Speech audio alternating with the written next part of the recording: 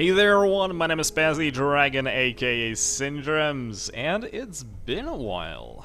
So today's episode, I'm going to try and do my best to introduce you to two concepts that you will need to learn as a new player on our server, which maybe you already know, but maybe you don't know how they express themselves within the roleplay environment that Discovery has as an online game. So obviously by the title of the video you can already understand I'm going to talk about metagaming and powergaming. So you will notice that these two specific meanings, these two words, are present in the server rules, but sadly the explanation that we have there is very generic. It's very vague and not a lot of people will instantly understand what this is referring to. In this video, I'm going to do my best to somehow explain this via examples, and hopefully it's going to make things a little bit easier for you to understand, right? Okay, so if you have some sort of roleplay experience outside of Disco, for example, forums, not counting our own, of course, and you know, chats and everything like that, then you maybe know the term power gaming as god modding. The actions where a character's encounter with some other character played by another player is disrupted by the fact that the other player chooses your character's actions. For example, if there's a fight, then he might choose that his attacks hit and you can't really, you know, say anything against that. You have no control over your actions at the time. Maybe you wanted to do something other than the actions that that player described, and the way that he's leading the storyline does not allow you to have any sort of your own personal input. So that is called god modding. Kind of. This also can reference to, you know, unkillable mystical characters and some other things like, you know, along those lines. But still, god modding is also present in Discovery Freelancer, although it's very easy to notice, and interestingly enough, and yes, I know that's not a word, god modding or power gaming is punished along the lines of cheating. The punishments for these sort of actions are quite severe because they pretty much deliberately, or, well, let's not say deliberately, let's just say directly harm the roleplay experience on the server. So that's around, you know, that's pretty much that. Metagaming, on the other hand, is a little bit more tricky to describe because it's actually both cases have very many descriptions and many applications in the actual in-game. You can describe many sort of actions with these words. So let's just take power gaming, aka god modding, first. Imagine there's two groups of players hostile to each other. Let's just say, for the sake of example, without naming any factions, this is just for the sake of example, you have Outcasts and the Independent Miners Guild. There are two, let's say, unofficial groups who are warring with one another. There's a group fight in Tower 23, and obviously both leaders are out there with their fellow faction members and, you know, shooting each other, blah blah blah. And one of the players, let's say one of the group's leaders, gets shot down. So obviously he died in a PvP, and it should be noted that I'm using the word died in an out of roleplay sense. In roleplay it only means that they either ejected from their ship, you know, something, their pod was recovered by a friendly, or he cruised off in a pod, or whatever. Okay, so this is normal. This is the normal interaction. Usually people don't make a big deal over this because, you know, we don't like our characters dying. Power gaming in this case would mean that the opposing faction or group would then go to the forums, for example, and make a roleplay post saying that, oh, today in 9 o'clock PMC, whatever, we have downed the leader of this group, he is dead, blah blah blah. So basically, because of this, that group is implying that they killed off someone else's character without his input. We're not talking about instances where a group might say they assume the character dead. You know, something pre-planned maybe, that's, you know, he's dead but he's gonna come back at some point. It's like, ha, I'm not dead. No, we're actually saying that, ha, I killed your character. That is a textbook definition of power gaming, and it should be avoided at all costs. Thankfully, power gaming from the two is very, as I already said, it's very easy to notice, and it's very easy to avoid just, you know, by not doing these sort of things, right? Okay, that's enough for about power gaming.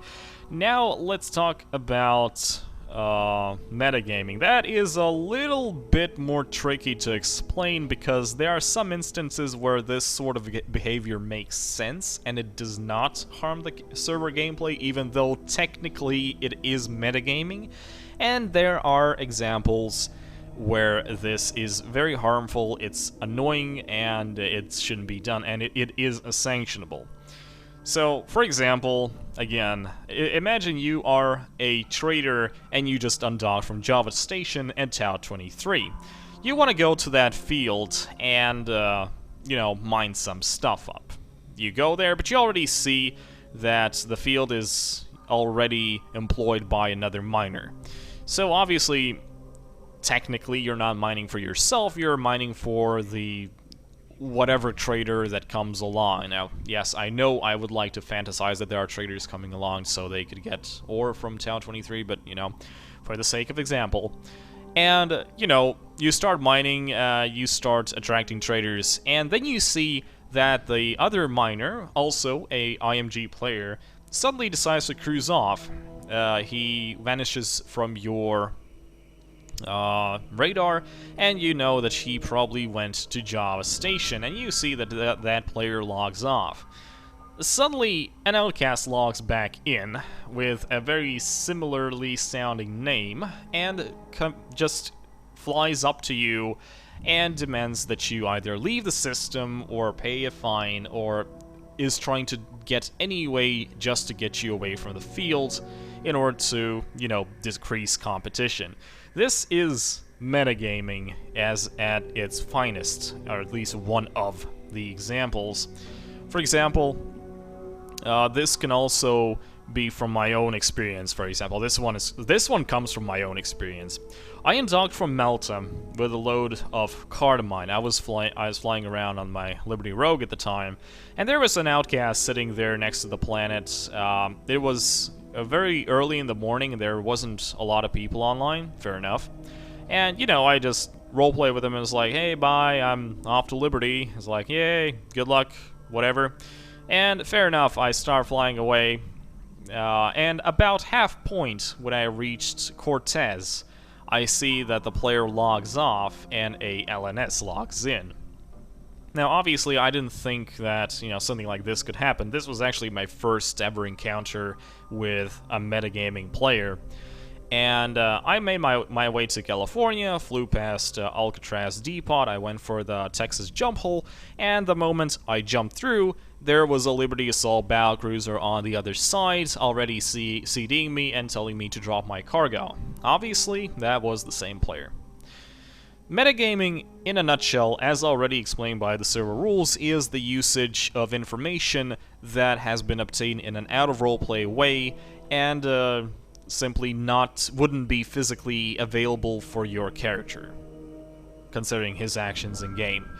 More examples of metagaming, for the sake of example, is knowing some sort of information that has been said in forum threads. For example, there is some sort of secretive, encrypted transmission between two factions that arrange a meeting or something, and the moment they actually do the meeting, they instantly get jumped by players. Now, obviously, if their meeting was somewhere pretty open, that still could be explained. I mean, okay, it is obviously someone read the thread and actually organized the, you know, the assault. But for example, specifically knowing where on the map this sort of event occurs. For example, if it's off the plane and you suddenly get jumped, then obviously someone metagame that thread.